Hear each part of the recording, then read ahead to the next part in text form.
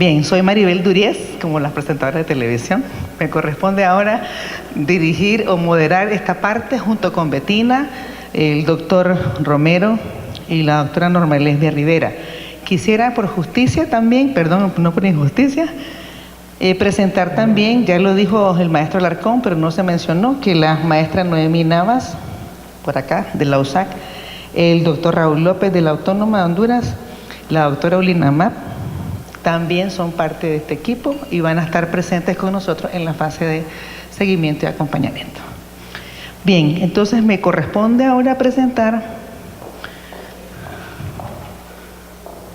a un físico que su nombre es Salvador Malo, pero es muy bueno. Entonces, ¿sí? Y bueno, yo no dije cuál era mi formación básica. Yo soy física de formación básica, pero ya no me acuerdo qué cosa es, porque ya no doy clase de física. Pero el profesor sí, voy a presentarlo.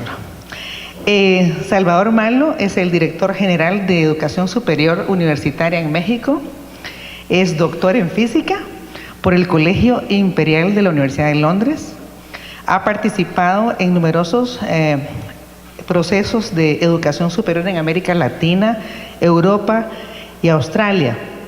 Y estuvo con nosotros en el proyecto Alfa Puentes, o sea, ha sido uno de los artífices del proyecto anterior que dio origen al marco de cualificaciones que ustedes ahora están conociendo. Es una persona muy querida en Centroamérica y dejo la palabra al doctor para que nos comparta la conferencia, la contribución del marco de cualificaciones para la innovación del aprendizaje y el logro de las competencias.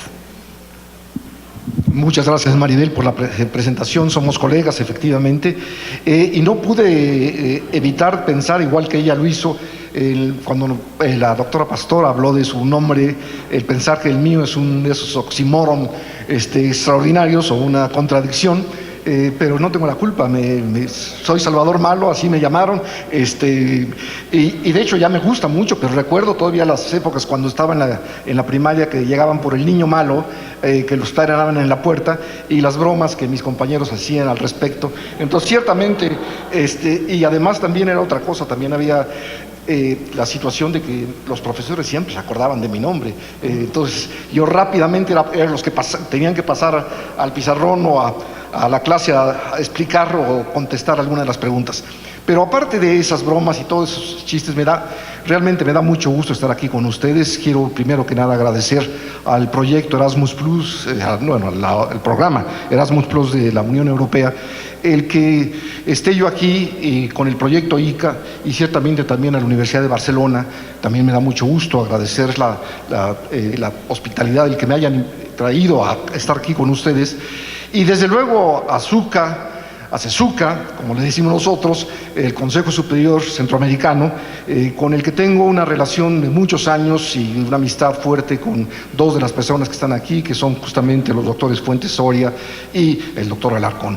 Y también tuve la oportunidad, como decía Maribel, de estar participando en el proyecto Alfa Puentes, que dio inicio a esta aventura, voy a llamarle, de transformar los currícula hacia unos currícula de competencias. Y por lo tanto, al estar ahora aquí, puedo ver a varios amigos de esos momentos en que participé con ustedes. Es un gusto estar aquí en la ciudad del antiguo Guatemala.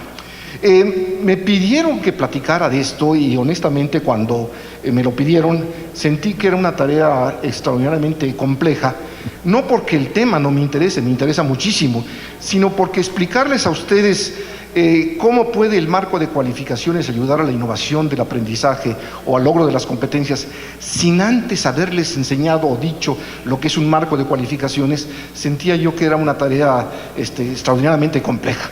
Pero al mismo tiempo sentí que, y ahora me lo reafirmé en la mañana, sentí que yo podría hacer las cosas de una manera diferente, que en lugar de ir primero a hablarles a ustedes de lo que es el marco de referencia, en este caso centroamericano, de educación superior, podría hacerles quizá un recorrido de las innovaciones o los problemas del aprendizaje y los problemas de los cambios en la educación superior que llevaron, entre otras cosas, a este proyecto, y que de esta manera sería una forma de, como decía ella misma, Maribel, hace un momento, de recorrer nuevos términos, vocablos, conceptos que todos creemos conocer y entender, pero que a la hora de empezar a trabajar nos damos cuenta que no es cierto, que estamos entendiendo cosas diferentes de lo que normalmente sabíamos, y que además esto nos lleva, ese proceso nos lleva a cambios en nuestra forma de pensar, de enseñar, de calificar, en fin, de modificar las prácticas cotidianas, porque si lo que hacemos en nuestras universidades no modifica las prácticas cotidianas de la interacción del profesor con el alumno, podemos decir que fue una buena idea, un buen proyecto, una buena reflexión, pero no podremos decir que es un proyecto que aterrizó, que realmente logró los cambios. En otras palabras, tenemos que pensar que para que podamos sentirnos orgullosos, en este caso del proyecto ICA, pero sobre todo del marco de referencia de educación superior centroamericano, tenemos que lograr que de alguna manera llegue a transformar las prácticas cotidianas. Y también que este proceso no es un proceso sencillo, no es un proceso fácil de lograr, no es un proceso ni siquiera técnico o analítico. Evidentemente hay muchas cosas que se tienen que pensar y se tienen que hacer, pero es más que nada un proceso de decisiones colectivas más que personales, de que no basta con que uno de nosotros nos sintamos que entendemos lo que es el proyecto por competencias o la enseñanza por competencias para que ya eso se resuelva, sino que tenemos que convencer a muchas personas, a muchas instituciones, a inclusive gobiernos de naciones y de regiones para lograr que que tenga una trascendencia. Entonces, voy a empezar por decirlo así al revés, en lugar de decirles cómo el proyecto MESESUC, en este caso el proyecto de MESESEC, no sé cómo decirlo, cómo el proyecto de marco centroamericano de educación superior puede hacer los cambios. Quiero llevarlos al revés, quiero empezar por qué necesitamos cambiar la educación superior en Centroamérica, en Latinoamérica en particular. Y obviamente muchas de las referencias que haré de esa necesidad de cambio las hago con mayor soltura cuando las digo con respecto a mi propio país. Después de todo soy funcionario ahorita del gobierno y me sentiré mucho más a gusto si cada vez que digo alguna de esas cosas las aplico o las digo respecto a mi país y no respecto necesariamente a la educación superior de alguna de las naciones que esté en Centroamérica, aunque evidentemente me estoy dirigiendo a ellas y por lo tanto sí creo que se aplica lo que voy a decir a todas estas naciones.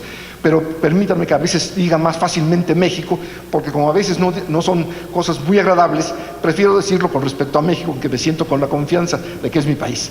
Entonces, creo que debo de empezar con esto, que de alguna manera sintetiza lo que está pasando en el mundo de la educación superior. Ronald Barnett, que es una persona que trabajó mucho y pensó mucho sobre las universidades, decía en 2005 que la principal barrera para el desarrollo de las universidades y de los países muchas veces no es necesariamente los recursos económicos u otras cosas, sino es que los individuos que estamos en esas instituciones, en esos países, tengamos la osadía, el valor, la temeridad de avanzar y de movernos. Yo creo en buena parte de lo que diré tiene que ver con eso. Creo que efectivamente en el caso de educación superior, en buena medida los que retrasamos más la educación superior en nuestros países somos los propios profesores universitarios.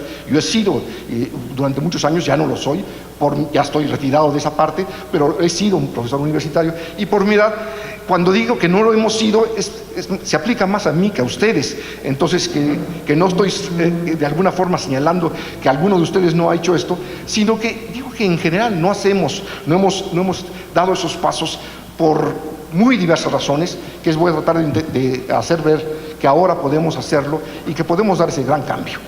En la educación superior, las universidades, estoy citando aquí a un profesor Gibbons, que en 2004 dijo lo que estoy mencionando en esta lámina. Perdón que se hayan cambiado aquí las cosas abajo, y algunas veces lo van a ver, pero es que seguramente al cambiar de mi tipo de formato a se mueven.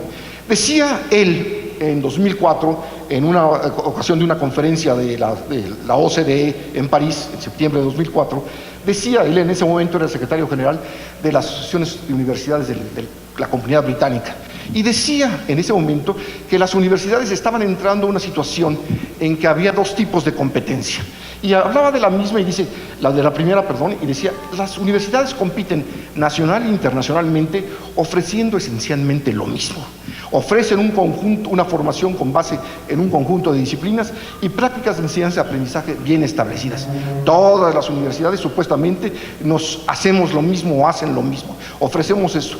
Y dice, y pues claro, tenían que controlar sus costos, pero decía, pero en la jerarquía universitaria establecida se dan inequidades. Esto es, si bien todas trabajan bajo las mismas reglas, no todas son iguales. Y hacía comparaciones que a todos conocemos. La Universidad de Harvard hace ciertas cosas que otras universidades no hacen, y ella no se tiene que apegar a lo que insisten en las demás. Ella hace lo que cree que considera hacer y sigue teniendo el atractivo de traer a los mejores profesores y a los mejores estudiantes del mundo a sus instituciones. Y como digo, la Universidad de Harvard, puedo mencionar algunas de las otras grandes universidades internacionalmente que atraen a los alumnos. Y aparentemente las demás tenemos que competir, las otras universidades tenemos que competir justamente contra esas, cuando tenemos condiciones muy diferentes en muchos sentidos. Pero él mismo decía que las jerarquías pueden desaparecer como consecuencia de cambios que se están dando en el contexto mundial, y lo estaba diciendo en 2004, y decía, en ese momento, dice, ya se observa la tensión que se da en las propias universidades, en, por ejemplo, la tendencia de las universidades a defender su actual configuración. Es decir, su actual configuración es el módulo disciplinario de organización, tanto para la enseñanza como para la investigación, el que se empaquetan los conocimientos en cierta manera y lo dan, y por el otro, la necesidad que tienen estas mismas universidades de liberarse de esas camisas de fuerza y de trabajar en procesos interculturales o interdisciplinarios, multidisciplinarios y en grupo y demás. Y él decía que la posibilidad de que al cambiar el contexto, al cambiar las condiciones de la educación, del entorno de la educación superior, cambiaran las reglas del juego, y que al cambiarse las reglas del juego podrían entrar muchos otros jugadores, en el sentido que estoy hablando de hacer las grandes universidades, podrían entrar muchos y tener una ventaja. Yo creo que está pasando eso, y yo creo que las universidades centroamericanas tienen la posibilidad de repente hacer ciertos cambios que las coloquen en una posición en que están compitiendo con las mejores universidades del mundo, literalmente hablando. Lo mismo pienso para América Latina, pero les voy a señalar que sin embargo no lo estamos haciendo. Miren ustedes, ¿cuáles son las fuerzas que decía en ese momento Gibbons que estaban incidiendo sobre la educación superior? Hay muchas maneras de describirlas, hay muchas formas de decir cuáles son. Yo escojo estas 8 que les pongo aquí porque es la forma en que a mí me parece más lógico de decir cómo están incidiendo estas fuerzas en los cambios de la educación superior. Y esas fuerzas están incidiendo, nos guste o no, querramos o no. Es decir, no importa lo que hagamos en Guatemala, en Nicaragua, en Panamá, en México, no importa lo que hagamos, esas fuerzas están trabajando de todas maneras. No se trata de que nosotros decidamos si queremos o no queremos dejar que esas fuerzas incidan en nuestras actividades universitarias. Todas ellas están incidiendo, y están incidiendo de una manera verdaderamente fuerte y vertiginosa. Y eso es lo que está haciendo cambiar el contexto de la educación superior, y por lo tanto, lo que también hace que si entendemos esto y nos movemos en esa dirección, podremos empezar a cambiar nosotros también muy rápidamente. Miren ustedes, no puedo hablarles de todas ellas porque nos llevaríamos fácilmente 1 hora simplemente en hablar de cada una de ellas. Lo que quiero es simplemente darles un paso muy rápido por ellas, y luego sí voy a dar 2 o 3 ejemplos más insistentes, algunos paradigmas, digamos, que están pasando para que podamos llegar a lo que nos convoca aquí. La globalización y expansión de la educación superior simplemente lo que implica es no solo la globalización, que ya sabemos lo que está pasando en todas partes del mundo, en igualdad de condiciones que lo sabíamos antes de lo que pasaba cerca de nosotros. La televisión y los medios, la internet, hace que podamos ver lo que sucede casi en cualquier parte del mundo con la misma cercanía e inmediatez que lo que pasa en nuestra ciudad o en nuestro entorno. Pero además está cambiando la educación, está creciendo la educación superior, y esa parte tiene un efecto profundísimo para todos nosotros. En parte, la razón por la cual están ustedes aquí es porque la educación superior centroamericana sigue creciendo, y eso está pasando a nivel del mundo, y voy a hablar más después sobre eso. Las tecnologías digitales, no les tengo que decir que lo que están haciendo, están cambiando la forma que hacemos todo desde la diversión hasta el aprendizaje. Están incidiendo en toda nuestra vida y de hecho están cambiando la civilización. Hay varios autores que consideran que estamos en el despertar de un nuevo nivel de civilización, porque definen que la civilización, la sofisticación de una civilización o la civilización no es más que el reflejo de lo que intercambian, de los intercambios de información y de conocimiento que tienen los que pertenecen a esa civilización. Y la cantidad de información que hoy se intercambia a nivel internacional o a nivel nacional es infinitamente superior que la anterior. Pero sobre todo las tecnologías digitales nos permiten enseñar y tener acceso al conocimiento, ambas cosas. Es decir, buscar rápidamente la información de una manera impensable anteriormente. Cuando yo estudié, que es hace mucho, yo tenía que esperar cuando la biblioteca se abriera, o cuando llegara el libro fulano, o cuando apareciera la revista perengana, o cuando yo pudiera preguntarle a alguien por algo de lo que estaba pasando. Ahora, pues eso lo hacemos con una facilidad enorme. Todos tenemos toda la información que queremos en nuestros aparatos de teléfono. Pero también ha habido un cambio en la dinámica del conocimiento, me estoy yendo al otro lado, un cambio en la dinámica del conocimiento que se venía dando, pero que ahora se da de una manera mucho más fuerte, más dinámica propiamente hablando. Crece el conocimiento a velocidades infinitas. Todos los días hay más conocimiento casi sobre cualquier cosa. Y eso lo que nos dice, desde el punto de vista de la educación superior, es que ya no podemos educar para toda la vida. Es decir, nuestros programas de estudio no hacen que cuando terminemos y tengamos nuestro título, salgamos y ya tenemos los conocimientos que necesitamos para la vida. La realidad es que todos tenemos que seguir estudiando. Aquellos que, como yo, hemos cambiado de carrera, porque se nos olvida que la carrera es lo que uno hace en la vida, no lo que uno estudia. Y aquellos que se quedan en su carrera, en su programa de estudio, ustedes no irían a ver un médico, una médica, una doctora, que las cure, si no es una persona que consideran que está continuamente poniéndose al día de todo lo que está pasando. Y podría decir casi lo mismo en cualquier profesión. Pero incluso en aquellos que cambiamos, como un servidor, que cambiamos de profesión, pues tenemos que aprender y aprender y aprender y aprender continuamente, porque tenemos que hacer cosas nuevas y hacerlas de una manera competitiva y de una manera que tenga sentido para el futuro. Y eso hace, en mi caso particular, creo que he cambiado 4 veces de carrera, literalmente, a lo largo de mi vida, pero creo que les puedo decir con certeza que internacionalmente hablando, la mayoría de los jóvenes termina trabajando en una área, en una actividad distinta de la que estudió. Entonces, la dinámica del conocimiento tiene un efecto terrible o extraordinariamente importante para lo que es las enseñanzas. Si nos vamos a los cambios en la ocupación de la fuerza de trabajo, también tenemos problemas que nos dicen que está cambiando el contexto. Simplemente la gente que trabaja, que ya somos todos, todas y todos, es decir, las mujeres igual que los hombres, estamos todos trabajando. La gente que trabaja, el sector de ocupación en que trabaja no es el mismo que estaba hace 70 años, o hace 60, o hace 50. Simplemente piensen en la urbanización que se ha dado en Centroamérica.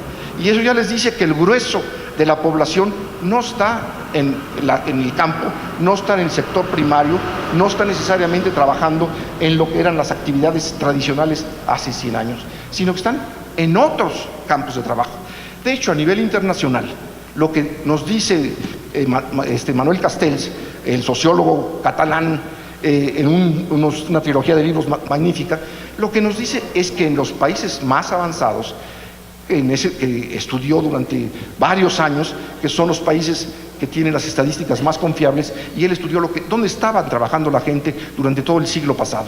Y se encontró algo que sabemos, pero que no nos damos cuenta que incide en la educación superior, algo que todos sabemos. Se encontró que mientras a principios del siglo pasado, es decir, en los años posteriores a la Primera Guerra Mundial, el grueso de la población en Canadá, Estados Unidos, Inglaterra, Francia, Alemania, Italia y el Japón, en esos países, el grueso de la población estaba en el sector primario.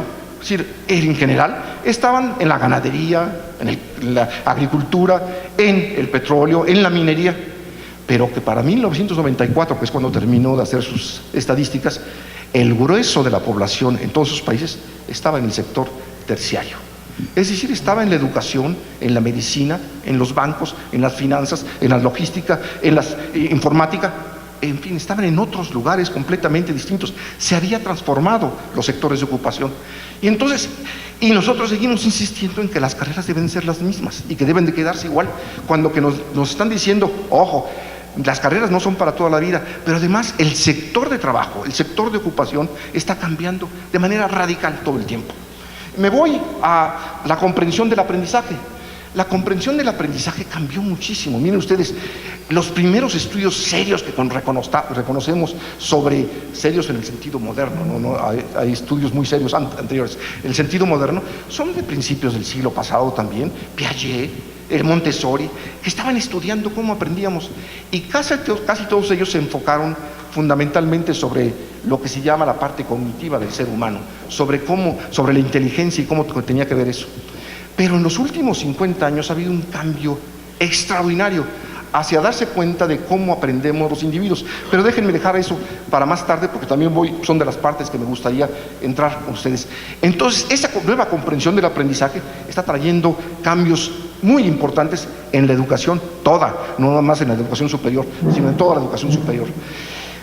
Pero la organización del conocimiento también es algo que está transformándose de manera acelerada.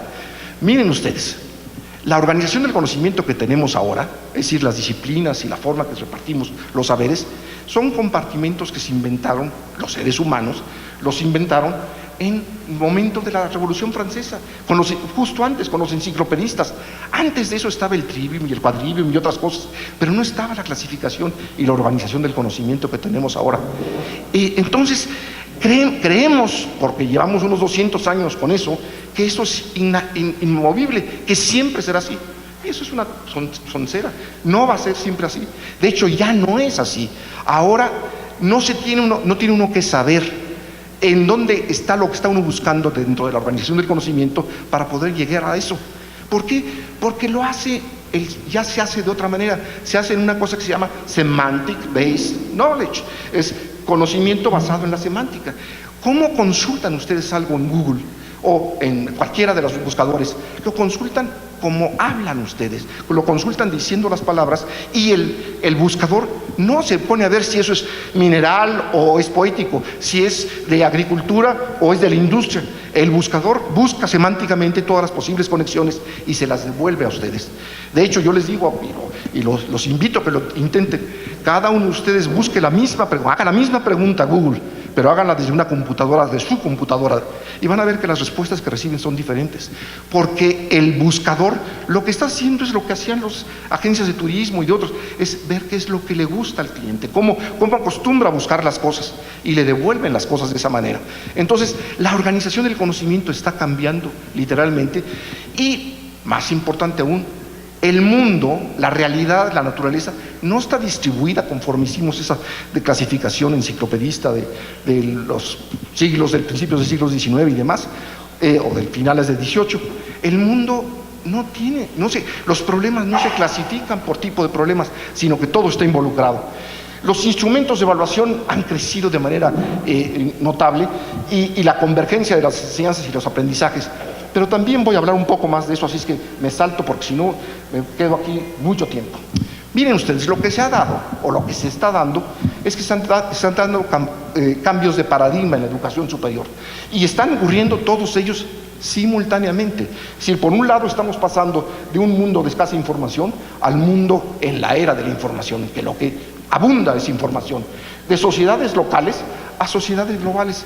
Estamos aquí platicando, compañeros de Europa con compañeros de Centroamérica, platicando de lo mismo, de educación inicial útil para la vida, esto es de carreras, a aprendizaje a lo largo de la vida, a carreras cambiantes, de profundidad en una disciplina a la inter, trans y multidisciplina, de currículos de pregrado, o sea, de licenciatura, especializados, rígidos y enciclopédicos, a planes de estudio flexibles, dinámicos y orientados a problemas, de contextos monoculturales, estables, teóricos y tradicionales, a contextos reales, prácticos, multiculturales e interculturales, en que se están mezclando un conjunto de culturas simultáneamente, de visiones disciplinares poco diversas a una diversidad, a una complejidad y al trabajo en grupo.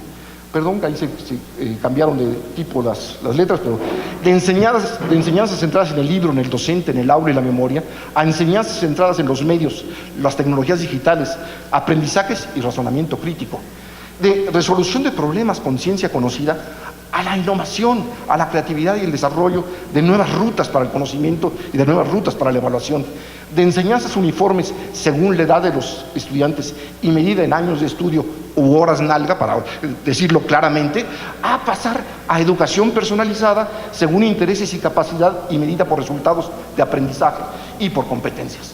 En fin, de enfatizar el pasado, porque es lo que hace nuestra educación tradicional, de enfatizar el pasado a enfatizar el futuro. Son cambios verdaderamente grandes, verdaderamente revolucionarios, que están dándose simultáneamente. Empiezo con el primer ejemplo, el primer paradigma que quería hacerles notar.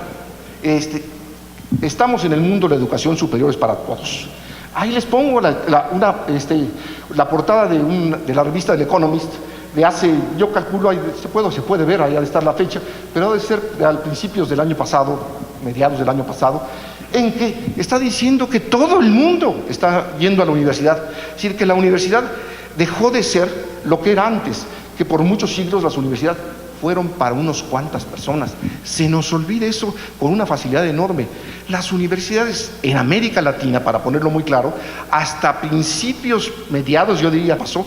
Se los puedo decir tan claramente porque en mi vida, a mí me tocó ser parte del 1.7% de los jóvenes que entramos juntos a la universidad, cuando yo entré a la universidad, y solo entraba 1.7% de los jóvenes mexicanos. En 1960, 1950 y tantos, eran los únicos que entrábamos.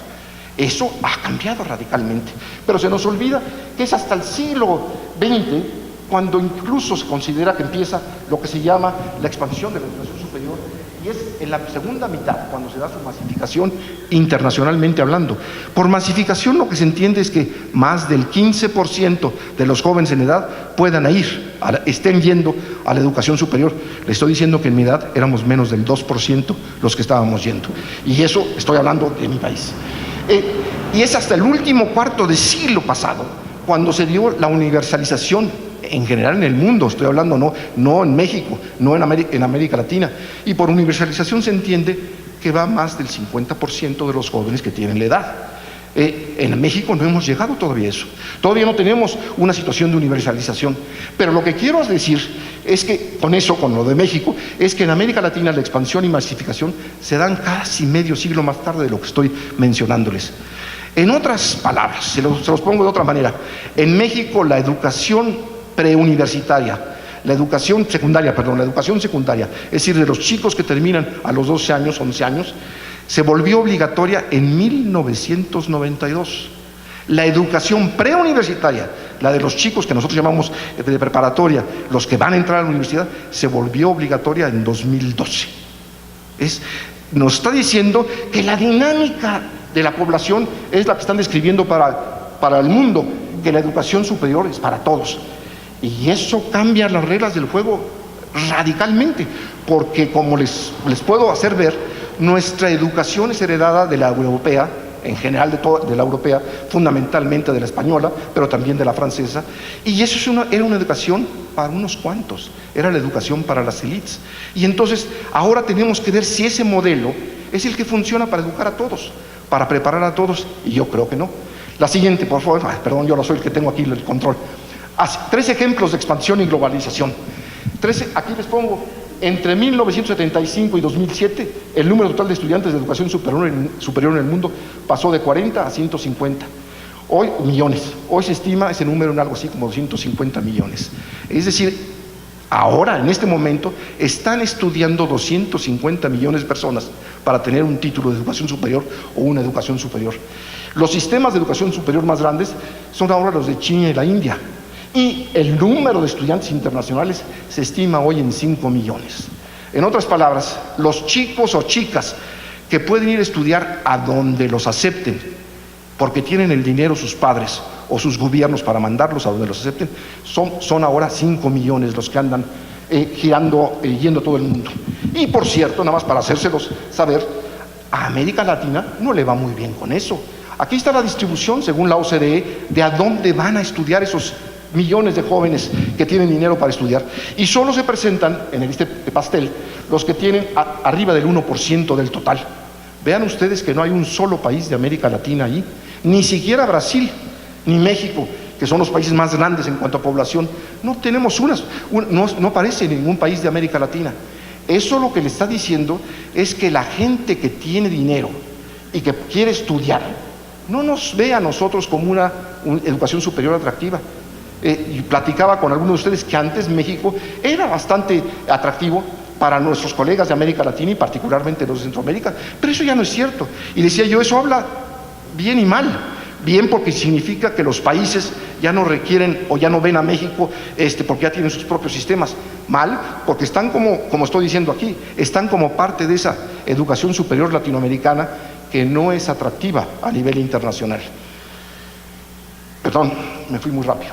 Pero lo que le estoy tratando de decir, que el mundo está en un proceso creciente en cuanto a educación superior sin fin previsible. Tenemos ahora, ya les dije, 250, 200 millones de personas que están estudiando y tenemos hoy más personas preparadas que nunca en la historia de la humanidad. Es decir, personas preparadas, estoy entendiendo, personas que tienen un título de educación superior o un grado superior a la de educación. Y tenemos por otro lado, el mundo tiene por otro lado, aquí cuando digo tenemos, hablo como del mundo, tenemos más y mejor tecnología para preparar a la gente. Entonces, ¿qué es lo que podemos esperar como resultado de esta suma? Pues más datos, más información, más conocimientos, más tecnología.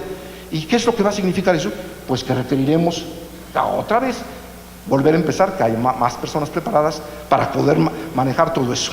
Esto va a demandar más y más personas educadas y educadas a mayores niveles.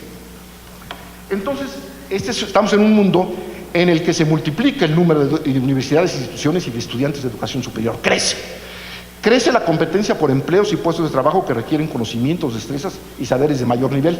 De hecho, los problemas de desempleo generalmente se dan porque los titulados de educación superior aceptan posiciones que podrían ocupar personas que tienen menos preparación. Y entonces se va corriendo y obviamente a los que va afectando es a los que están hasta el final de la cola, digamos. Son los que más sufren, pero también sufren los que están en la educación superior.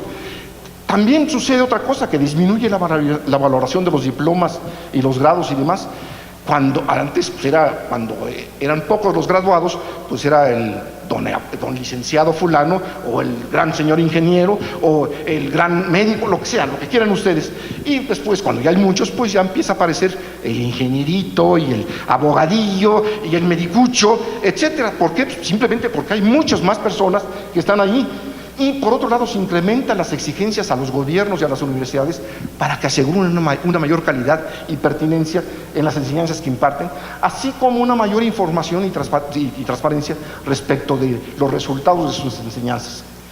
Esto llevó o está llevando a procesos de acreditación de programas, instituciones, llevó a la evaluación y comparación, incluso a los rankings de las universidades, que los hacen, nos guste o no, nos rankean. Es decir, Shanghái no va a parar, o ahora ya es Thompson y otros, no van a parar sus rankings simplemente porque no nos guste a nosotros ser rankeados, ellos lo van a seguir haciendo. Y la evaluación estandarizada y la certificación profesional de los egresados también empieza a surgir.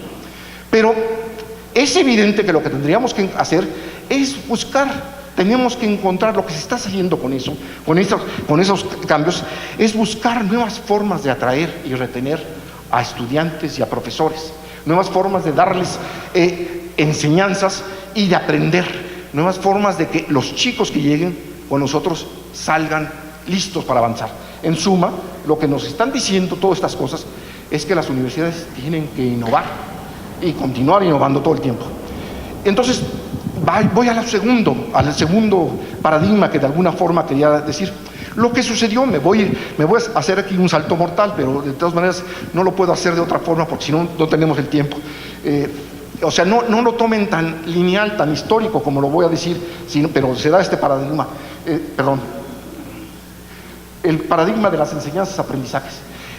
Decía yo que hemos pasado, lo dije antes, de una educación que enfatiza las enseñanzas a una que enfatiza los aprendizajes. Lo que se está diciendo ahora es lo importante claro que tienes que tener buenos profesores, pero lo importante para medir a tus profesores no es si saben mucho, tienen muchos títulos o muchos grados, es si logran hacer buenos estudiantes. Y lo importante es que tus enseñanzas vayan dirigidas a lograr aprendizajes y no que te pongas en el papel de decir, bueno, yo les enseño lo que tengo que enseñarles, y el que aprende, pues aprende, y el que no, no.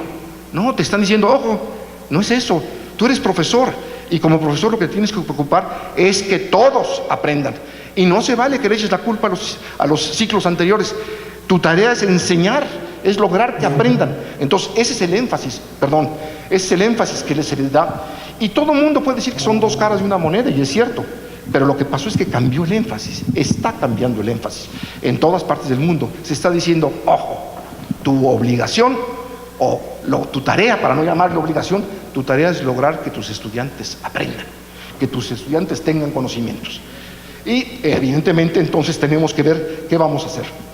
Miren ustedes, de ahí es el salto mortal que dije, es que de ahí pasamos muy rápidamente a competencias. PISA, la prueba de PISA, por eso le pongo de 2 a 3. Saltamos rápidamente hacia otra cosa que no es exactamente lo mismo, porque PISA nos enseñó que pueden darse grados distintos de dominio en una competencia dada. Estoy poniendo aquí como que esta es una competencia y que están pasando a distintos grados de dominio. Esto nos los enseñó aquí, por ejemplo, creo que es el de lectura. No, este es el de matemáticas. Y aquí ven ustedes los distintos niveles de estudiantes de todo el mundo, son 80 países los que están allí, y no se trata que los lean, simplemente les estoy haciendo ver que hay distintos niveles. De hecho, originalmente eran 6 niveles. Tuvo que crear PISA otros 2 niveles para abajo, porque muchos países, entre ellos México, quedaba el 40 o el 50 o el 60% en el nivel 0. Entonces dividieron el nivel 0 en otros 2 niveles para que cupieran algunos de los chicos mexicanos y otros. De hecho, México está por allí, lo pueden ustedes ver, está por aquí más o menos. Ahí está México, ese es México. Pero aquí hay muchos países que están detrás. Lo que quiero decir es que eso nos enseñó PISA, nos enseñó, más bien dicho, hizo que el mundo se diera cuenta que efectivamente, lo que sabíamos, que puede haber distintos grados de dominio de una cierta competencia. En este caso es la competencia del uso, de la aplicación de las matemáticas. Pero ya está insistiendo PISA desde ese momento, esto fue en el año 2000, cuando empezó, estaba insistiendo PISA en que no se trataba de cuántos conocimientos memorizaban, sino de cuántos conocimientos, cuántas competencias tenían para algo. En este caso para el uso de matemáticas, para aplicar los conocimientos. Las pruebas están diseñadas, las pruebas de PISA que son para los chicos de 15 años, están diseñadas para saber si el chico o la chica tienen la competencia adecuada o la competencia para cierta tarea. Fundamentalmente lo hacen la competencia de lectoescritura, es decir, que tanto entienden lo que están leyendo, y hay claridad en cuáles son los distintos niveles, y lo hacen de muy distintas maneras para asegurarse que no hay sesgo de un cierto tipo o de otro.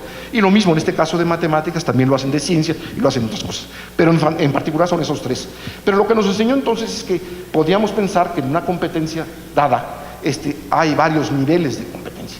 Y me estoy yendo muy rápido para decirles esto, si puede haber distintos grados de dominio de una competencia dada, pueden haber distintos grados de dominio en cualquier competencia, no nada más en lectoescritura o no nada más en matemáticas, también lo puede haber en medicina y lo puede haber en todos los niveles y áreas de conocimiento que podamos pensar.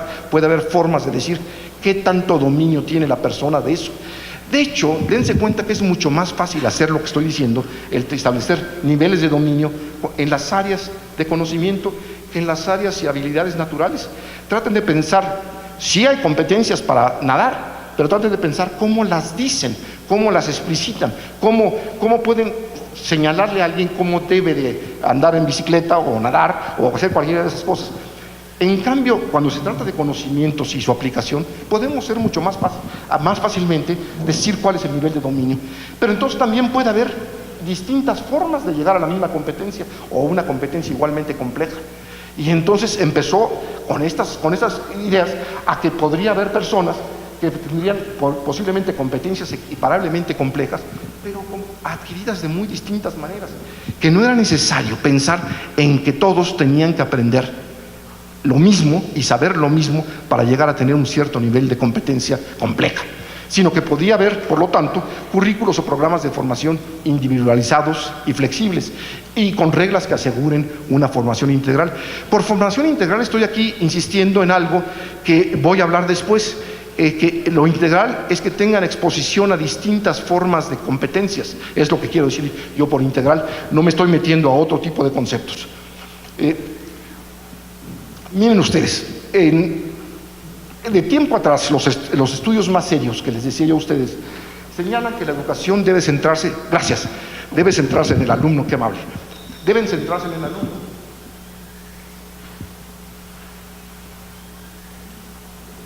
No en los contenidos de la educación. ¿Qué quiero decir con eso? Es que generalmente cuando enseñamos algo, física, que es mi campo, tenemos que cumplir con nuestra visión de que hay que enseñar la física completa.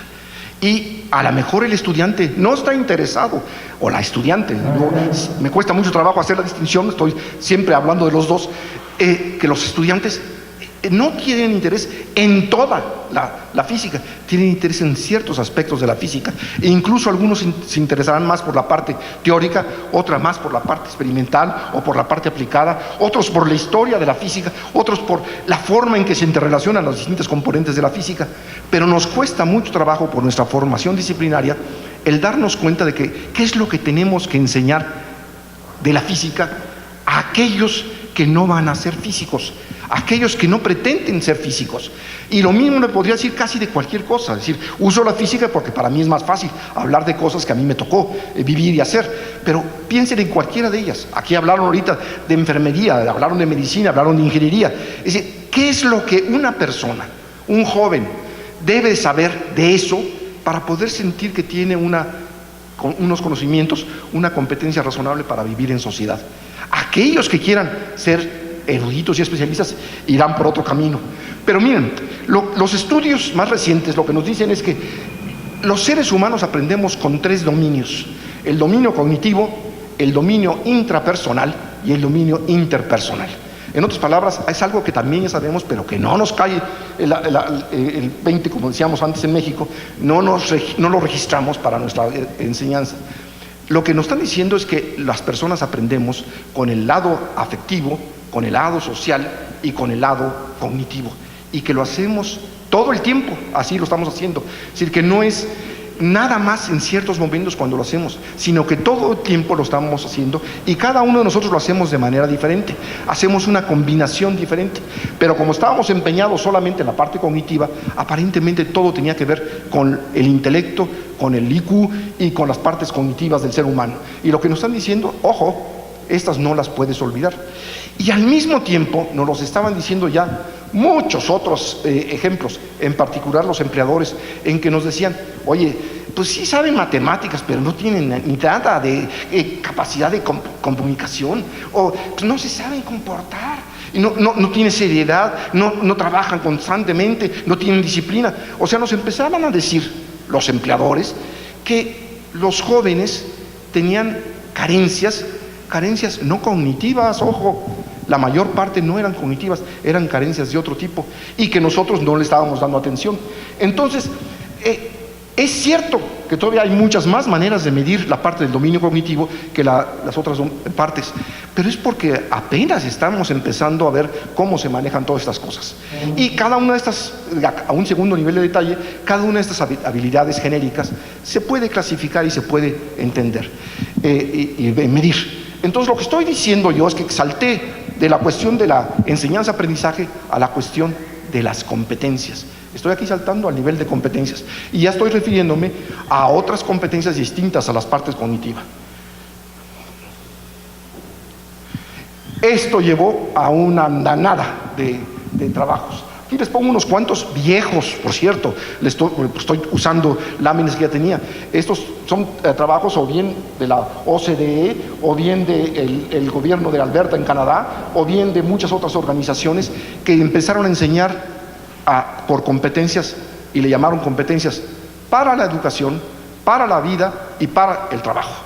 Son 3 competencias que debíamos de tener todos los seres humanos, y ellos ya están insistiendo en ese momento. Y como eso, surgieron cientos y cientos y cientos de libros sobre competencias para los jóvenes, particularmente los jóvenes antes de la universitaria, pero también para las universidades. Y entonces todo eso, el 1, 2 y 3 que les he mencionado, se traducen en un cambio de paradigma que es al que quiero llegar con ustedes. El cambio de paradigma es, tenemos que empezar a entender qué es un paradigma, porque como yo tuve que aprender de educación mucho después de que hubiera terminado física y que hubiera hecho cosas en física, trato de siempre de enseñarles las cuestiones de educación pues como yo las aprendí, es decir, las aprendí por mi cuenta y no pretendo ser un erudito de pedagogía o de currícula o nada de eso, sino aprendí lo que querían decir las cosas, porque en parte de lo que se trata de este ejercicio que están iniciando es entender de qué se trata. Y yo entendí que un paradigma educativo puede haber muchos, y es todo proceso de enseñanza-aprendizaje que responde simultánea y coherentemente a estas 5 preguntas. Hay unos que les gustará poner 7, otros les gustará poner 3. A mí me gustan 5, estas 5. ¿Para qué enseñamos? ¿Qué enseñamos? ¿Cómo enseñamos? ¿A quién enseñamos? ¿Y cómo se evalúa lo que enseñamos? Si podemos responder coherentemente a esas 5 preguntas, tenemos un paradigma educativo. Tenemos una cosa que podemos decir, este es el paradigma mío o de mi institución, voy a hablar más de eso, que me gusta seguir. Pero entonces resulta que si nos ponemos a ver lo que cada uno de ellos tiene preguntas muy profundas, cada uno de ellos nos lleva a problemas muy serios. Déjenme hacerlo nada más con un ejemplo de qué enseñamos. Y miren, lo que enseñamos en la universidad, estoy tratando de dar una respuesta, es que o bien enseñamos lo que se sabe, que entonces generalmente está centrado en el profesor particularmente en un académico de tiempo completo, está centrado en saberes y en memoria, y está centrado en el pasado, nos guste o no. Si queremos algo de enseñar lo que se hace, está centrado en el profesional activo, en el médico, el abogado, el contador, el ingeniero activo, en las competencias y destrezas que se requieren, y en el presente. Estamos enseñando lo que se está haciendo. Y si queremos enseñar lo que se necesita, está centrado entonces en el estudiante, en saber aprender y en el futuro. Traten de pensar qué es lo que se enseña fundamentalmente en sus universidades, y creo que coincidirán conmigo en que se centra fundamentalmente en esto. Entonces les hago ver que contestar esas 5 preguntas es particularmente serio, no es una cosa trivial de decir, no, lo hacemos de esta manera. Y no he entrado ni siquiera a cómo enseñamos y a otras cosas, porque nos llevaría nuevamente mucho tiempo. Pero entonces, lo que hemos cambiado de paradigma es que antes, para ir rápido, ya les dije que enseñábamos a unos cuantos. ¿Para qué? Para ser parte de una élite. Iban a ser clérigos, iban a ser nobles o iban a ser parte del gobierno. Eso es lo que se enseñaba en Bolonia, y lo que se enseñaba en París, y lo que se enseñaba en Oxford y demás. Y esas, incluso hasta recientemente, que se sigue enseñando en las grandes universidades para ser parte de una élite. ¿En qué les enseñamos? Pues les enseñamos fundamentalmente los elementos de una cultura, las disciplinas, etc. ¿Y cómo se los enseñamos? Pues con libros, con paquetes de disciplinas, con un profesor parado en un aula, transmitiendo conocimiento conocido. ¿Y cómo evaluábamos? Pues fundamentalmente con el ensayo o pruebas de memoria y cómo se conocían las cosas pasadas. Y estamos cambiando, ya no tengo tiempo de decir todo, una enseñanza para todos. Queremos enseñanza a todos. Queremos que puedan elegir. ¿Para qué? Que puedan elegir ser lo que deseen. Es decir, que les demos oportunidades a todos. No van a ser ya parte de una élite predicha, sino que tenemos que darles oportunidad. ¿Y qué les vamos a enseñar? Pues no nos vamos a dedicar a las disciplinas normalmente, sino que vamos a enseñarles la capacidad, que tengan la capacidad o la competencia para aprender, para contar con pensamiento crítico, para enfrentar problemas, para tener un desarrollo integral. ¿Cómo lo vamos a hacer? Pues con internet, con proyectos, con cápsulas, con videos, con juegos, con trabajos, con miles de cosas que nos dan ahora. Porque la enseñanza como la que estoy haciendo en este momento, perdón que lo diga de esa forma, la conferencia como la que estoy diciendo, ya es cosa del pasado. Los jóvenes no aguantan 50 minutos de cada profesor que les está explicando cosas que ni les interesan, ni entienden. Tenemos que encontrar formas diferentes de enseñar. Entonces, en el presente, lo que les quiero decir, ya estoy acercándome al final, los principales cuestionamientos no giran en torno a si la educación superior debe cambiar o no. Todo el mundo está de acuerdo en que debe de cambiar. El tema central ahora es cómo lograr los cambios deseados. Es decir, cómo cambiar la aptitud y actitud de los profesores, Entonces aquí les pongo algunos de los ejemplos que hay. El de Moon, ya lo saben, no es un dios maya, un MOOC, sino que es más online open courses, son cursos en línea gratuitos para mucha gente y que se dan. Y como eso hay cursos muy diversos. La Universidad de Harvard el año pasado, estoy usando mucho a Harvard, pero es un buen ejemplo. La Universidad de Harvard abrió sus cursos en línea, no sus cursos de MOOC, en los que está trabajando con Coursera y con otros, sino sus propios cursos en línea. Y se inscribieron en esos cursos más alumnos que todos los que se han inscrito en Harvard en los 377 años que tiene de historia. En un solo año se inscribieron más alumnos a eso. Todavía estamos en veremos qué va a pasar. Pero lo que quiero decir es que hay muchas formas. El DH es la educación dual o la formación dual de Alemania o la formación en alternancia de Francia. El Flip Classroom es el salón invertido en que lo que se hace es, se les dice a los muchachos, ahora, lo que se trata es de esto, y estas son las reglas del juego, vayan y averigüen y vengan conmigo a discutir. O el diseño instruccional. El más importante, creo yo, pese a que no es exactamente lo mismo, es el proceso de Bolonia. Pero cuando estuve esta mañana oyendo lo que iban a presentar y que les van a presentar en este seminario, me di cuenta que yo no tenía que hablar de ninguna de esas cosas, como tampoco estoy hablando del propio marco de cualificaciones centroamericano, porque ya lo van a oír de lo que se trata, que entonces yo debía quitar muchas de esas cosas. Pero el proceso de Bolonia es particularmente importante para América Latina. Voy a decir simplemente una razón, porque cuando terminó el proceso de Bolonia, que fue en junio de 2010, el 30 de junio de 2010, sin saberlo, sin conocerlo, sin darnos cuenta, América Latina, la educación superior de América Latina recibió un sello de esos que se ponen en el ganado, en las reses, que la marcó como obsoleta para siempre. Porque nos quedamos como la educación superior europea, que ya no existe. La educación superior europea se fue por otro camino. Y entonces lo que nosotros enseñamos es una educación superior, pues que era la que tenía Europa hace tiempo. Automáticamente nos volvimos obsoletos con esa sola terminación. Pero en fin, hay muchas cosas que se pueden hacer.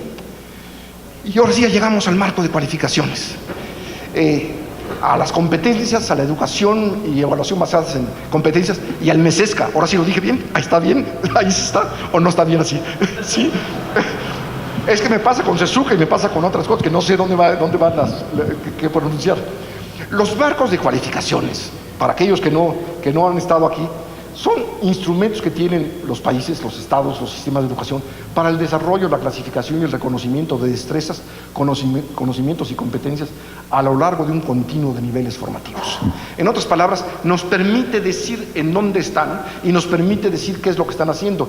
En particular, tiene afirmaciones claras acerca de lo que los estudiantes deben saber o ser capaces de hacer al concluir cada ciclo de estudios. Y eso es un cambio importantísimo, porque pregunten a un padre o madre de familia si entienden qué es lo que va a hacer su hijo o su hija cuando dicen que van a ser ingeniero químico, o que van a ser enfermera, o que van a ser metalurgista, o que van a ser filósofo. ¿Qué es lo que entienden los padres que van a ser sus hijos? No les están diciendo nada más que el título, y se supone que la sociedad, que generalmente en nuestro caso son sociedades con menos preparación, entiende automáticamente lo que van a saber hacer sus hijos al salir. Y la realidad es que eso no sucede. Y entonces los marcos de cualificaciones permiten la comparabilidad de cualificaciones diferentes e indican cómo se relacionan un nivel con otro y se progresa en ellos. Se expresan frecuentemente en términos de competencias o de resultados de aprendizaje y descansan en créditos académicos y o suplementos al título. Estoy tomando fundamentalmente lo de Europa porque es como salimos con MESESCA. Si van a otros lugares se encontrarán que hay unas pequeñas variaciones, pero en el fondo lo que están diciendo se trata de decir qué es exactamente lo que va a saber hacer la persona que toma ese curso, ese grado, ese título, de una forma tal que no quepa duda de qué es lo que va a aprender. Y se expresan a veces en formas de dibujos, otros en formas de tablas, etcétera, para que se vea que están pasando todos. Y por lo tanto, generalmente requieren que también la educación preuniversitaria también esté comprendida en eso. Las cualificaciones y las competencias profesionales, como alguien decía, no son términos que estemos muy familiarizados con ellos. Generalmente surgen en los países de habla inglesa y son competencias laborales y después en vocaciones técnicas, pero después se extienden al mundo educativo en general y se convierten en cualificaciones profesionales y de grado. Hay muchas cosas que han ayudado a eso, pero ya dije algunas de ellas y no tiene caso ahorita. El que no sepamos que no sean términos familiares para nosotros, el de cualificaciones o competencias, se los ilustro con esto. Está tomado justamente del grupo de trabajo de Bolonia sobre marcos de cualificación en español que prepararon y ponen nota, o sea, respecto a las calificaciones. Se ha optado por traducir la palabra qualifications del documento original por cualificaciones, por responder a un concepto más amplio que el término titulaciones habitualmente utilizado. Esa es España la que está hablando, ellos son los que están poniendo esto, pero lo están diciendo, en el presente documento de cualificación se define como cualquier título, diploma u otro certificado emitido por una autoridad competente que da fe de que se han alcanzado unos resultados de aprendizaje, normalmente tras haber completado. Lo que les quiero decir es que no están ustedes en mala compañía. La mayor parte de los hispanohablantes no entendíamos, no usábamos el término de competencias o de cualificaciones en la forma que lo usan los ingleses. Generalmente lo utilizábamos como un atributo resultado de prepararse para ejercer una determinada actividad o profesión. Decíamos, este es un médico competente o un ingeniero cualificado. Y lo que queríamos decir es que tenía un rango de mayor preparación. Pero generalmente cuando se utilizan es a menudo como sinónimo de calificación, desdibujando o eliminando la parte cualitativa de lo que están describiendo. No estamos describiendo lo que las personas han llegado a alcanzar, el dominio que tienen en qué. No decimos eso, simplemente decimos el título o grado. Y les pongo esto, lo debía haber puesto antes. Fíjense la definición que tenemos de competencia en el diccionario de la Real Academia Española, no lo ha actualizado, y en el panhispánico de dudas, el diccionario panhispánico de dudas, también no lo sea, pero vean ustedes que no tenemos una familiaridad con esas palabras, pero eso no quiere decir que sean algo que no podamos entender, que no podamos utilizar. Entonces, ¿por qué cambiar? Les he tratado de decir que en América Latina, los títulos y grados no dicen lo que saben hacer los individuos que los obtienen. Los planes de estudio, por su parte, no señalan los aprendizajes, destrezas y actitudes que desarrollarán quienes los van a seguir. Y, finalmente, los procesos de reconocimiento, evaluación y acreditación tienden, no digo que lo hagan siempre, pero tienden a reafirmar, a rigidizar, a fijar la oferta educativa en torno a los patrones dominantes. En otras palabras, el peso de las universidades grandes sigue siendo muy fuerte y por lo tanto toda la cuestión de acreditación y demás generalmente trae un sesgo a calificar cualquier programa de estudio y cualquier institución como si fuera a ser o quisiera ser una universidad tradicional y conocida. Pero más importante aún que el porqué el paradigma prevaleciente en América Latina es lo que acabo de decir. Lo más importante es que descansa en una estructura profesionalizante de la educación superior que limita la movilidad estudiantil, inhibe cuando no impide la preparación interdisciplinaria propia de las universidades y desalienta la generación de profesionales innovadores y de especialistas en áreas nuevas del conocimiento. Déjenme usarles un ejemplo. En Estados Unidos hay aproximadamente veintitantos millones, 22 millones, 23 millones de estudiantes en educación superior. Es el tamaño del sistema de educación superior norteamericano. Se gradúan al año menos del 2%, y pongo los dedos, 2%, solo menos del 2% de ellos tiene un título profesional. El grueso de ellos está obteniendo un bachelor, un 4-year college, un 3-year college, un master's, un doctorado, lo que sea. Están haciendo otras cosas. Nosotros insistimos en que todos lleguen a tener un título profesional. Estamos generando cuellos de botella enormes. Además, nuestra educación descansa en un enfoque organizado en torno a disciplinas y la información de cuerpos profesionales, que conduce a la carga de contenidos. Como está aumentando el conocimiento, hay que aumentarle más contenidos. Y a una pedagogía centrada en los conocimientos, en el profesor y en el aula, en donde la memorización juega un papel central. Pero además, es frecuente que las prácticas cotidianas, me refiero a la interacción del alumno con el profesor, no propicien en los estudiantes el cuestionamiento o la reflexión en torno a lo enseñado, las actitudes inquisitivas o indagatorias respecto a los conocimientos transmitidos o existentes, el aprendizaje autónomo, que los alumnos aprendan a aprender, que sepan que pueden ellos meterse en el mundo y aprender. Y el pensamiento independiente, que pueden ser independientes, que no se trata de replicar a sus profesores y decir lo que sus profesores saben, sino se trata de superarlos a sus profesores. Y tampoco propicia que los estudiantes, que los profesores y las instituciones generen enfoques novedosos y alternativos a los tradicionales. No favorecen el uso y dominio de los instrumentos y herramientas modernas, incluso el de algo que no es nada moderno, que son las matemáticas.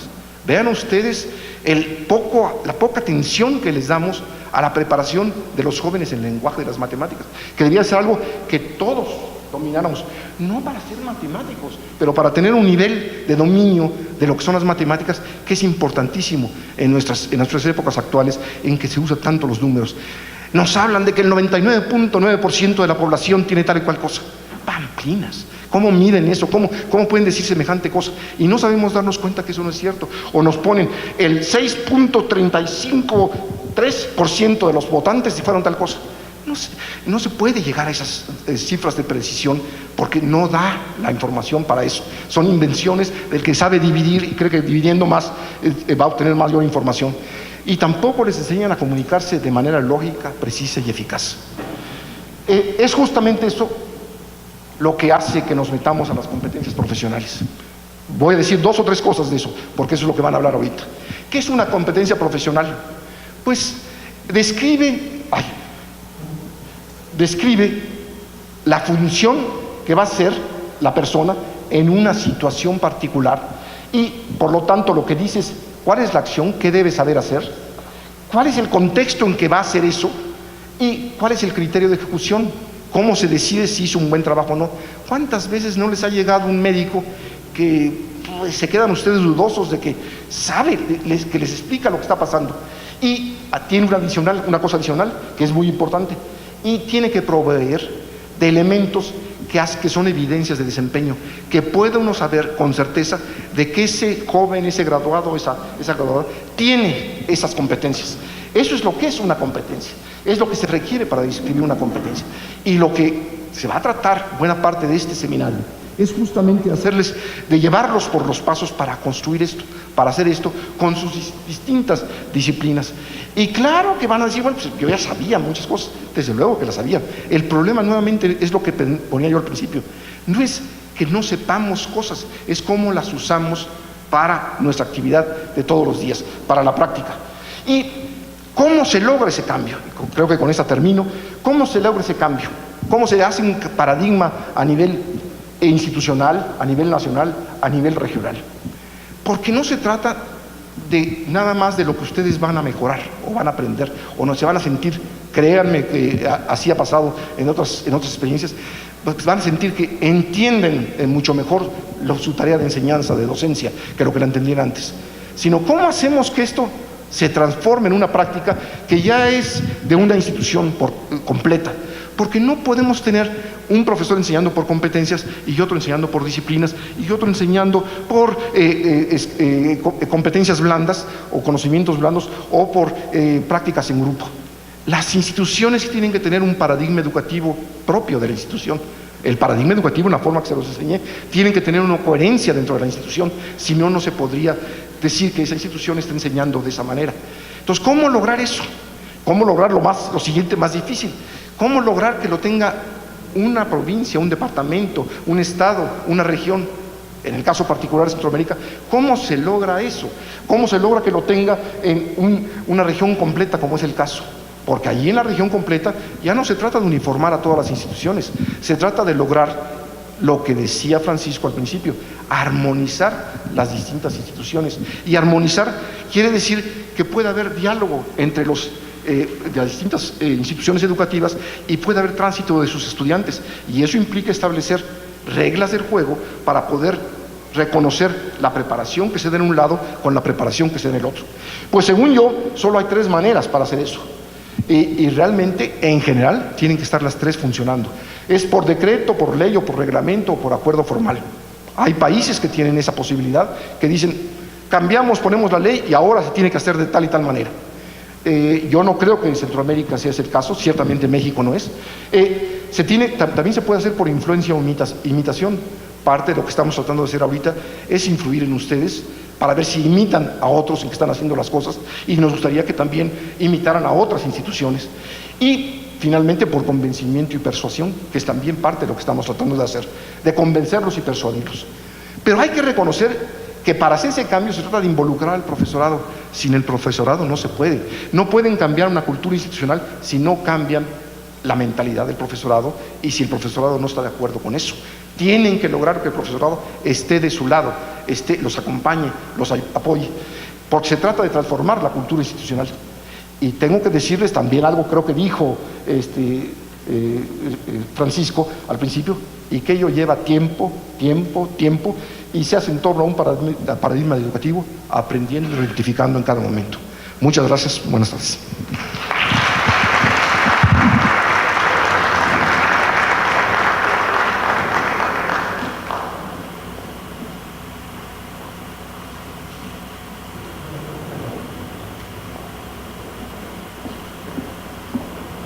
Voy a pasar la otra nada más para aquí.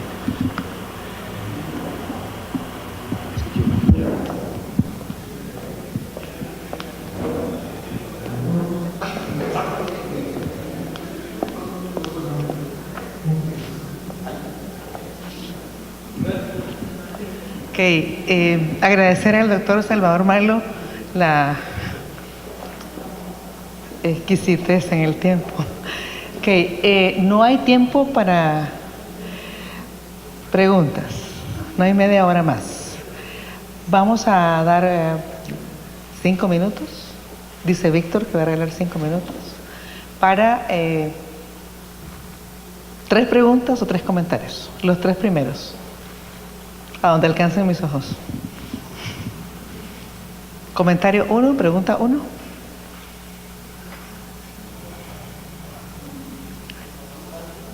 No, es 5 minutos, dije.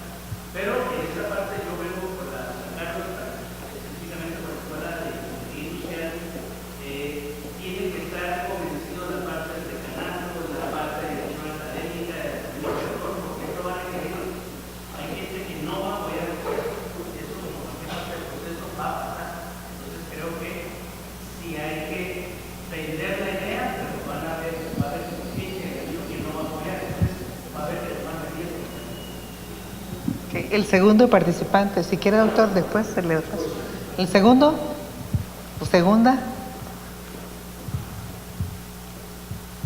Profesora. Hola, Mónica. Yo tuve la ocasión de estudiar en la quinta universidad más grande de Francia, la Universidad de Nantes. Intenté sacar un doctorado que no lo terminé porque soy demasiado latinoamericana. Y quería, entre comillas, refutar al doctor Malo porque tuve las clases más tradicionales y ortodoxas con profesores que llamábamos huevo duro. ¿Saben por qué? Porque se sentaban adelante con una camisa blanca y sacaban un legajo de papeles amarillos, de ahí el chiste, y se sentaban a leer sus apuntes en un doctorado en filosofía. Entonces, eso de que las universidades europeas son de punta, quisiera saber dónde es eso para ir a conocer, ¿verdad? Por un lado. Y por otro lado, es una pregunta, es ¿qué tan viable es económicamente el modelo por competencias? ¿Qué hago yo cuando tengo en un aula 60, 65 alumnos, en un auditorio 70 alumnos? ¿Cómo hago yo con esa viabilidad de este modelo? Esa es la pregunta. Muchas gracias. ¿Alguien más? Y cerramos. Profesora.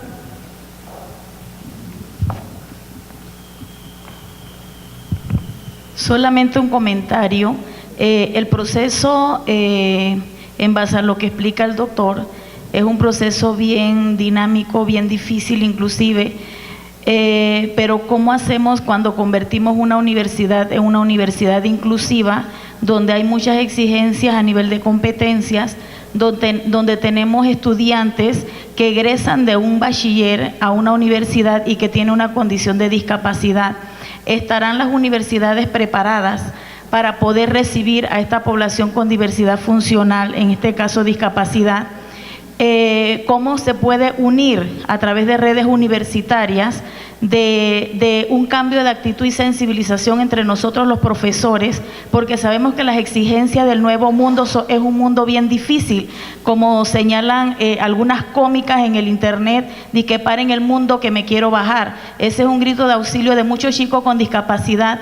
Y si nosotros consideramos, por ejemplo, la educación tradicional, en donde desarrollamos el modelo cognitivo, ¿cómo nosotros lo vamos a desarrollar a nivel de competencia para chicos con discapacidad? Y pienso que sí se puede realizar este proceso de una universidad inclusiva si entre todas las universidades haya una red interuniversitaria con un proceso de recibimiento, de acompañamiento y tutorías para esta población, sin subestimar las habilidades de estos chicos con una discapacidad. Muchas gracias. Creo que, primero que nada, debemos de volver a lo que dije inicialmente. Evidentemente, hay profesores de todo tipo y hay profesores que no necesitan ninguna instrucción, ninguna capacitación para encontrar los caminos para enseñar mejor a quienes son sus alumnos. Pero el grueso de los profesores en todas partes del mundo, pero en particular en América Latina, fuimos lanzados a ser profesores sin haber sido capacitados jamás en qué es lo que significaba ser profesor en una u otra institución. Yo en lo personal así fui lanzado, de repente entré a mi primera clase a dar geometría analítica y me encontré que pues nadie me había explicado cuál era el modelo educativo de la institución y qué es lo que se buscaba. Era una institución particular, pero qué es lo que se buscaba, qué se esperaba de mí. Entonces tuve que resolver el problema, no voy a entrar ahorita en detalle, tuve que resolver el problema igual que todos los profesores a mi manera. Parte de lo que estoy diciendo es que hay personas que no necesitan ser entrenadas para ser buenos profesores, pero el grueso de la humanidad, y estoy hablando de los grandes números que hay ahorita, sí necesitamos un poco de guía sobre qué significa ser profesor en un lado o en otro. Y lo que se trata justamente ahorita es decir, bueno, estamos siguiendo un modelo que no necesariamente es el más adecuado y lo estamos siguiendo en un momento en que todo indica que hay cosas que se deben de hacer de otra manera.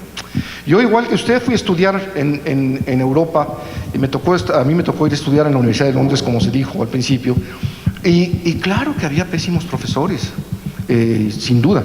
En mi caso puedo decir que incluso quienes tenían la excusa de que eran antes del proceso de Bolonia, no sé en el caso de usted, pero en el caso mío ciertamente era antes del proceso de Bolonia.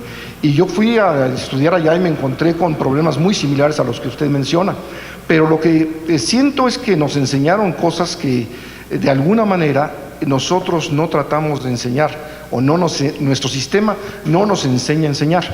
Voy a dar un ejemplo de eso con base en la experiencia personal, que es la única que puedo yo realmente utilizar, dado que fue una experiencia personal la que usted utilizó. Yo estaba haciendo una tesis doctoral sobre física atómica y había construido un aparato experimental bastante grande que tenía muchos tipos de adefesios, o sea, de instrumentos, para llamarles de otra forma. Y resulta que se me estaba acabando el periodo para hacer mi tesis doctoral y los resultados no salían de ese aparato. Yo decía, caramba, tengo una escultura, no un aparato. Era un aparato costosísimo, además, que habíamos construido con recursos que habían dado el gobierno inglés en este caso. Y se había construido eso y no daba ningunos resultados. A los futuros PhDs, como les llaman allá, ¿cómo los enseñan ustedes? Y antes de decirles la respuesta que decía el propio Vice Chancellor, Pues debo decir que yo había tratado de encontrar una solución a mis problemas innumerables veces. Había ido a visitar a mi supervisor, le había preguntado, oiga, mi aparato no está funcionando, entonces me decía, ¿por qué no hablas con fulano? ¿Por qué no ves tal cosa? ¿Por qué no estudias allá? Etcétera. Nunca bajó al sótano, porque mis aparatos, los laboratorios estaban en el sótano, nunca bajó al sótano. Entonces, cuando oigo esta pregunta, cuando leo esta pregunta en la Gaceta, digo, caramba, justo aquí es lo que yo quería saber. ¿Qué hacen? Y contesta, para mi sorpresa, lo que contesta el Vice Chancellor, dice, a los futuros PhDs, usted y yo, les exigimos lo más que podemos y les enseñamos lo menos que podemos, porque si van a hacer PhDs, tienen que aprender a resolver los problemas por sí solos.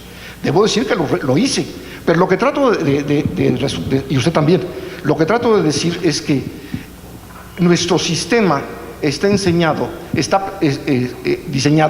para enseñar cosas que ya tienen solución, para hacerle preguntas a los jóvenes que ya sabemos la respuesta a los profesores, y los jóvenes también, porque si se preparan un poco, hacen todos los ejercicios de al final del libro, o hacen todos los ensayos, o estudian todos los temas. A lo mejor serán nerds, pero hacen todo. Cuando que lo que nos están diciendo el mundo es que tenemos que aprender a hacer que nuestros jóvenes aprendan, que nos aprendan a pensar por sí mismos y a resolver las cosas.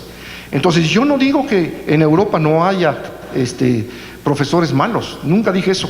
Dije que Europa, todos los 47 países, algunos de los cuales nosotros no consideramos europeos, pero todos los países cambiaron su modelo de enseñanza a un modelo que no es el que tenemos nosotros.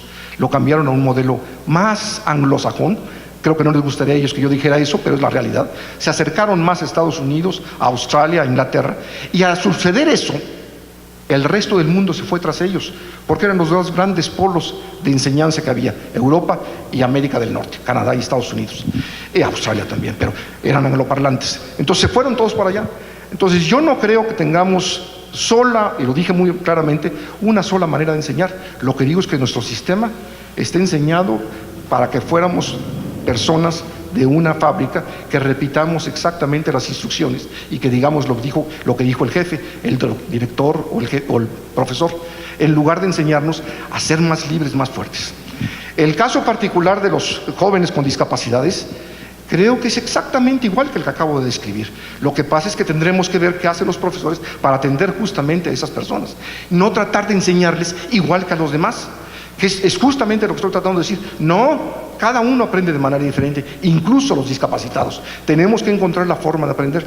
Y finalmente, creo que ahora tenemos herramientas que no estaban en mi época, que nos permiten darle un seguimiento casi personal a cada uno de los estudiantes y poder, por lo tanto, responder a esas cosas. Tenemos que hacer que los estudiantes trabajen más en su aprendizaje y nosotros trabajemos más en seguirlos en lo individual. Gracias. Agradecemos al doctor Malo.